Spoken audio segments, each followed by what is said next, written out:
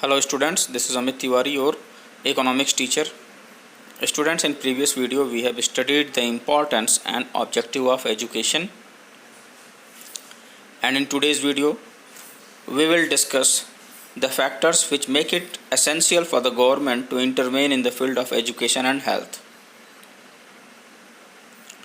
As we all know that the sectors like education and health needs huge investment with a very high fixed expenditure. ये एक ऐसे sectors हैं जिसमें कि बहुत ज़्यादा इन्वेस्टमेंट की ज़रूरत पड़ती है और जो फिक्स्ड एक्सपेंडिचर होता है वो भी बहुत हाई होता है. And just because of this reason it is difficult to expect private investors to invest in health and education. तो गवर्नमेंट के द्वारा ये एक्सपेक्ट करना कि जो प्राइवेट इन्वेस्टर्स हैं वो हेल्थ और एजुकेशन में इन्वेस्ट करेंगे, ये गलत होगा.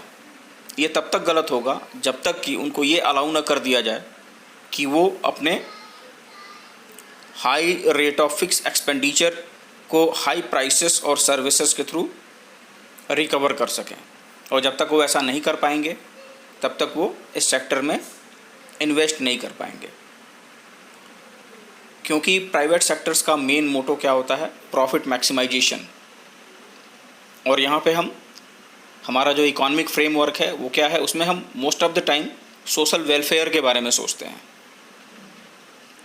और in the course of human capital formation ये और भी ज़्यादा इम्पॉर्टेंट हो जाता है कि हम सोशल वेलफेयर में बढ़ चढ़ के हिस्सा लें. अगर हम high price for education and health का बर्डन पूरा का पूरा सिटीजन्स के ऊपर डाल देते हैं तो क्या वो इन सर्विसेज का, इन फैसिलिटीज़ को अवेल कर पाएंगे? वो कभी नहीं कर पाएंगे. तो इसी वजह से गवर्नमेंट को आगे आना पड़ता है और प्राइमरी एजुकेशन और हेल्थ केयर में ज़्यादा से ज़्यादा इन्वेस्ट करना होता है ताकि हाई प्राइसेस का बर्डन जो है गरीबों के ऊपर या ऐसे लोगों के ऊपर जो कि हाई प्राइस होते हुए सर्विसेज को अवेल ना कर पाएँ, उनके ऊपर इसका बर्डन ना पड़े.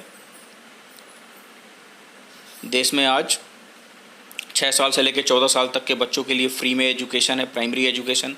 साथ ही साथ उनको उनके हेल्थ को डेवलप करने के लिए, उनके हेल्थ को मेंटेन करने के लिए मिड डे मील जैसी सुविधाएं जो है गवर्नमेंट ने प्रोवाइड कराई हैं. स्टेशनरी उनको फ्री मिलता है, यूनिफॉर्म्स उनको फ्री में मिलते हैं. तो ये सब गवर्नमेंट क्यों कर रही है? ये एक तरीके का इन्वेस्टमेंट है ह्यूमन कैपिटल फॉर्मेशन के लिए. और ये चीज़ हम प्राइवेट सेक्टर से एक्सपेक्ट नहीं कर सकते, क्योंकि अगर प्राइवेट सेक्टर इसमें इन्वेस्टमेंट करेगा तो कहीं ना कहीं वो अपने प्रॉफिट को और जो भी उसने इन्वेस्टमेंट किया है उसको रिकवर करेगा. और जब वो रिकवर करेगा तो इन सर्विसेज की प्राइसेस जो है बहुत ज़्यादा हाई हो जाएंगी और आम जनमानस के पहुंच से दूर हो जाएंगी. People in a poor country like ours cannot afford high price for education and health. और जैसा कि मैंने पहले ही बताया, हमारी कंट्री जैसी मतलब जैसा इकॉनमी है हमारी कंट्री का, उसमें ये बिल्कुल भी संभव नहीं है कि हाई प्राइसेस अगर हम एजुकेशन का कर दें और हेल्थ केयर का कर दें तो सारे के सारे लोग उन सर्विसेज को अवेल कर पाएँ. इसलिए गवर्नमेंट का एजुकेशन और हेल्थ सेक्टर में इंटरवेन करना और भी ज़्यादा इम्पॉर्टेंट हो जाता है.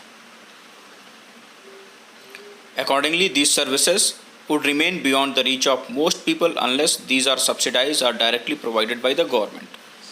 और ये सर्विसेज और फैसिलिटीज़ तब तक सभी लोगों के पहुंच में नहीं आएंगी जब तक कि इनको सब्सिडाइज ना किया जाए या डायरेक्टली गवर्नमेंट के द्वारा प्रोवाइड ना किया जाए.